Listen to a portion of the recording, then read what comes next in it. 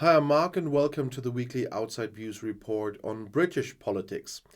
Ukraine is a step further in its efforts to acquire modern Western fighter jets for its counterattack against Russia.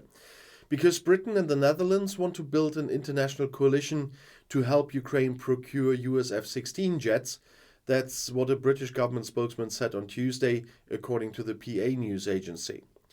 Ukrainian President Volodymyr Zelensky said that France also supports it, and he sees the efforts to strengthen the Ukrainian Air Force as a positive development.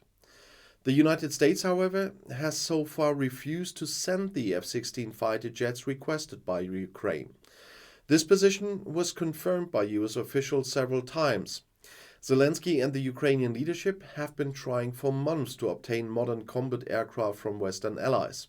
So far, all of Ukraine's partners, and above all the USA, have largely held back on this issue.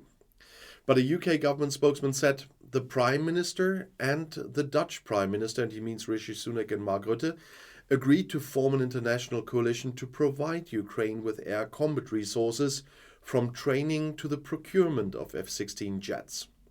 There was initially no confirmation of this from the Dutch government.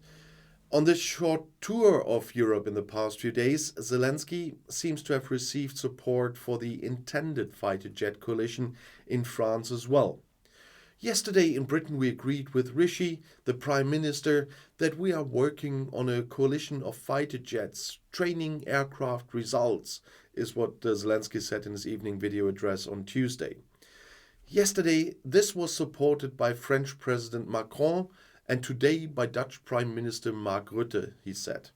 That's a good start for the coalition. Thank you all. However, on Sunday, Macron, like German Chancellor Olaf Scholz, reacted cautiously to Zelensky's repeated calls to deliver fighter jets. During Zelensky's visit to Great Britain, Rishi Sunak announced that London wanted to train Ukrainian pilots on Western jets quite soon. The Prime Minister announced the establishment of a flight school for Ukrainian pilots. This would allow them to be trained on different types of aircraft. On Tuesday, Sunak reiterated that Ukraine has its rightful place in NATO, according to the government spokesman as well. And Great Britain wants to deliver numerous anti-aircraft missiles and hundreds of combat drones to Ukraine.